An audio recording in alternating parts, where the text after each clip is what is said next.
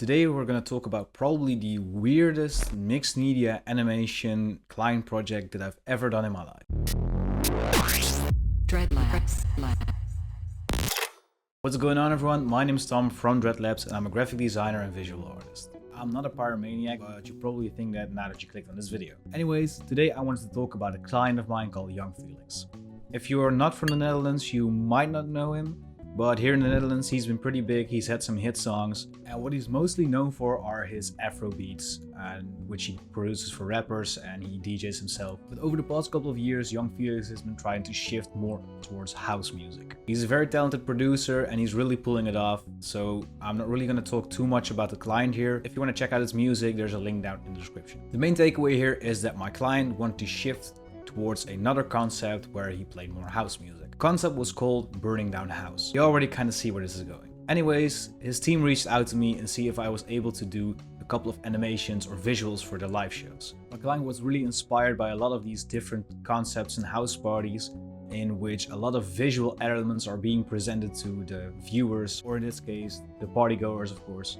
And what we wanted to do is create some hectic visuals that people were really could close into, really looking at them, like kind of hypnotized at this party, I guess. Not sure why people do that at parties though, but yeah. Anyways, I made a couple of still visuals, which in my mind I was able to animate, but I wanted to see which direction the client would like to go in. As you can see, there are a couple of different ones. My personal favorite was this orange poster where there's a lot of mixed media kind of stuff going on, even though this is all digital. But this got me thinking, I want to move towards a more analog piece, because the client kind of digged this vibe, but this wasn't really the final outcome. The main visual that the client wanted was this really old classic American house being on fire. My initial idea was to buy a dollhouse which looks like this, and then we just set it on fire and film it, and we can try to make a time lapse out of that and stuff like that. Unfortunately, here in the Netherlands, in this really tiny European country, they don't really sell dollhouses inspired by American houses for some reason, I guess. Finally, we stumbled upon this design where I created a house illustration, which was really tight. I made an illustrator. I drew flames around this, added some tribal flames and their logo on top of this, and this was the final graphic for burning down the house, at least for now. So the main thing that was lacking in this visual was authenticity, which is something that you can really see in mixed media. It has a lot of character because it's all made by hand, of course. And it was still way too clean for it to be like a visual where you would say you don't know where to look. So my initial idea for this was to print out this poster, trace over it with markers, and then we'll draw burning down the house all over this poster, because the text wasn't really in there yet. And that's exactly what we did. But now came the question, how can I use this graphic and animate it? Because it was a cool analog looking poster, but yeah, what next, right? So what happened next is I made a ton of copies of this poster, which I basically already kind of made analog. So we get a remixing process going on here. Essentially, I now have a stack of about 50 of these same posters printed on an A4, and they all kind of look handmade, but also kind of printed. Now we need a way to animate this. So the first thing I started doing is grab my lighter and I started burning a couple of these posters. Try to start burning holes in them, and basically this ends up being pretty cool. But of course you cannot really see anything on the poster anymore because there's holes in it. I've also ripped a couple of them apart. So essentially what I started doing is I started layering these posters over each other every time in a different way. You can kind of see it here. Basically there's burn marks in there. Some of them have holes in them. Some of them are completely burned down. But what I ended up with was a couple of copies with basically the same poster, but it's been damaged in all kinds of different ways. So all we now need to do is animate this thing. So I scanned in each separate poster. I put all of those posters in the Photoshop and basically layer them on top of each other, lower the opacity to make sure that they're positioned and scaled in the exact same way. And now I can export every single layer and drop it into After Effects as a sequence. So we're in After Effects right now, and I wanted to show you what this animation now looks like.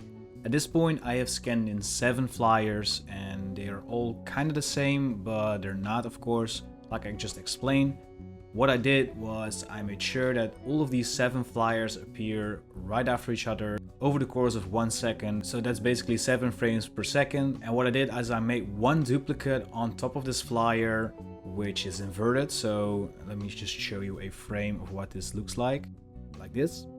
I made sure to flicker the top layer, which is the normal one, so basically it starts flashing back and forth between the black and white version, which in result creates this visual that you can see on the screen right now. So I'm really happy with the result of this animation. It's been used at different types of festivals already. I'm super happy with the result of this project. I'm actually really glad on how the process of this went, because I just basically had complete freedom in order to create some sick visuals. And I forced myself to do something different this time, which was combining mixed media together with a medium that I've never really used before, if you can call fire a medium, and then animate that and basically create some cool stuff, I guess. Just really forced me to think in a different way than I'm used to. So that was really fun about this project. This is just one of the many visuals that I made for Yung Felix actually. If you want to see a better overview of the project, you can check it out on my website, because I do still accept commission work. So if you're interested in working with me, or if you just want to see the rest of the animations, click on the link in the description down below. So this was a different kind of video, guys. I hope you were still interested. This one wasn't really to teach you a new method, it was just to showcase some of my personal process when I'm not really recording something for you guys, and basically give you guys a glimpse of my design process when I don't really film all of it. But I hope this was still inspiring for you nonetheless. Yeah, I don't really have anything to add other than start making cool stuff. And like I said, if you want to work with me, don't hesitate to reach out. Also, it would mean the world to me if you can leave a like on this video, drop a comment down below. Maybe you have a question for me, maybe you just want to show your appreciation of the channel, of course.